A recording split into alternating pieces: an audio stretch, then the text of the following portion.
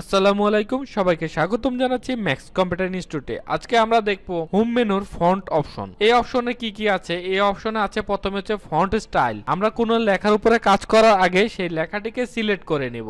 লেখাটা অনেকভাবে সিলেক্ট করা যায়। এক, এই উপর থেকে ধরে যদি আমরা নিচের দিকে টান দেই, অথবা নিচের থেকে উপরের দিকে টান দিলে সিলেক্ট হবে, অথবা উপর থেকে ধরে নিচের দিকে টান দিলে লেখাটা সিলেক্ট হবে। সিলেক্ট হওয়ার পর আমরা এইখানে দেখাচ্ছে এরিয়াল, ফন্টের নাম দেখাচ্ছে এরিয়াল। আমরা এইখান থেকে ক্লিক করব। ক্লিক করার পর এইখানে দেখেন টাইমস নিউ রোমান দিতে পারি। আমরা এখানে ক্লিক করে এই যে অ্যাডোবি এই ফন্টটা দিতে পারি। এগুলো হচ্ছে ফন্টের স্টাইল। এগুলো এখানে বিভিন্ন ধরনের ফন্টের স্টাইল আছে। আমরা এইখান থেকে যে কোনো একটি ফন্টের স্টাইল দিব। দেখেন এই যে ফন্টের স্টাইলগুলো হয়ে গেছে। আমরা এখানে আরও কয়েকশো মতো ফন্ট আছে, আমরা এটা দিতে পারি। কিন্তু আমরা অফিসিয়াল সাধারণত এরিয়াল অথবা টাইমস নিউ রোমান ফন্টটি ব্যবহার করে থাকি। এখন আমরা দেখব ফন্ট সাইজ। ফন্ট সাইজ মানে কোনো লেখা বড় করা, ছোট করা। বড় করার জন্য বা ছোট করার জন্য এইখানে দেখেন লেখা দেখাচ্ছে, এটা হচ্ছে ফন্ট সাইজ। আমরা এখানে 16 দিতে পারি, তারপরে দিতে পারি 36 দিতে পারি, তারপর এখান থেকে আমরা 72 দিতে পারি। কিন্তু আমরা অফিসিয়াল যে ফরম্যাট সেটা হচ্ছে 12, 14, 16। আমরা সাধারণত 14 ফরম্যাটটাই ব্যবহার করি। 14 যে সাইজটি সেটা ব্যবহার করে থাকি। অথবা এইখান থেকে দেখেন দেখা যাচ্ছে এর উপরের দিকে একটা চিহ্ন দেওয়া আছে, এটা হচ্ছে আপ অ্যারো। এটাতে ক্লিক করলে বড় হতে থাকে এবং এখানে ক্লিক করলে ছোট হতে থাকে। এখানে ক্লিক করলে বড় হতে থাকে, এখানে ক্লিক করলে ছোট হতে থাকে। এটা হচ্ছে ফন্ট সাইজ। আমরা লেখা বড় ছোট করার জন্য ফন্ট সাইজ ব্যবহার করব। এখন দেখবো বোল্ড। বোল্ড মানে কোনো লেখা একটু মোটা করা। মোটা করার জন্য আমরা বোল্ড ব্যবহার করব। সেই জন্য প্রথমে আমরা সেই অংশটিকে আমরা সিলেক্ট করে নিব। এটা নিতে পারি, অথবা এই টাইটেলটা আমরা নিতে পারি। নেওয়ার পর এখানে আমরা বিতে ক্লিক করলে দেখেন বোল্ড হয়ে গেছে।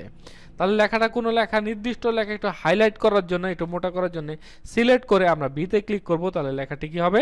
বোল্ড হবে। তারপর আমরা এখানে কি দেখবো? ইটালিক। ইটালিক মানে কি? লেখাটা একটু বাঁকা হবে। কোনো লেখার নিচে আন্ডারলাইন দেওয়ার জন্য আমরা আন্ডারলাইন ব্যবহার করি। এখানে লেখাটা সিলেক্ট করব। সিলেক্ট করার পর ইউতে ক্লিক করব। কোথায়? ইউতে ক্লিক করব। ক্লিক করার পর দেখেন আন্ডারলাইন হয়ে গেছে। এখন আন্ডারলাইনের আবার অনেকগুলো কালার দেওয়া যায়। সেই জন্য ইউ এর পাশে এখানে দেখেন তীর চিহ্ন দেওয়া আছে। এখানে ক্লিক করেন। ক্লিক করার পর এখানে অনেকগুলো আন্ডারলাইন স্টাইল দেওয়া আছে। আমরা যে কোনো একটা স্টাইল নিতে পারি, অথবা আমরা এই স্টাইলটা নিতে পারি। এখন দেখেন এর নিচে কি দেওয়া আছে? Underline colour. এখানে যাবেন, যাওয়ার পর এখানে লেখাগুলো বিভিন্ন কালার আছে, আমরা লেখাগুলো সেই কালার দিতে পারি। এই যে দেখেন আন্ডারলাইনে কালার হয়ে গেল। আমরা সাধারণত লাল বা কালো আন্ডারলাইন ব্যবহার করি। আমরা সেটাতে ক্লিক করে আমরা আন্ডারলাইন কালার দিয়ে দিতে পারি। এখন দেখব কিভাবে কোনো লেখা কালার করতে হয়। যে অংশটুকু আপনার লেখা টেক্সট কালার করতে চান সেই অংশটুকু সিলেক্ট করবেন। করার পর এইখানে দেখেন লেখা আছে কি এর এখানে ক্লিক করেন। দেখেন এখানে আপনি যে কালার দিতে চান সেই কালারটি হবে। আবার আমি এই অংশটুকু কালার করতে চাই, সেখানে সিলেক্ট করে আমরা এখানে এতে কালারে ক্লিক করব, কালার হয়ে যাবে। আবার সিলেক্ট করে কালারে ক্লিক করব, কালার হয়ে যাবে। আর এটা যদি কালো করতে চাই, এখানে সিলেকশন করে আমরা এই ব্ল্যাকে ক্লিক করব, তাহলে লেখা কালো হয়ে যাবে। এখন যদি এই আন্ডারলাইন তুলে দিতে চাই, তাহলে ইউতে ক্লিক করলে আন্ডারলাইন উঠে যাবে, বিতে ক্লিক করলে বোল্ড উঠে যাবে। তো আজকে আমরা দেখলাম হোম মেনুর ফন্ট অপশন। এখানে দেখলাম ফন্ট সাইজ, ফন্ট স্টাইল, লেখা বোল্ড করা, ইটালিক করা, আন্ডারলাইন করা এবং লেখার কালার দেওয়া। সবাইকে ধন্যবাদ।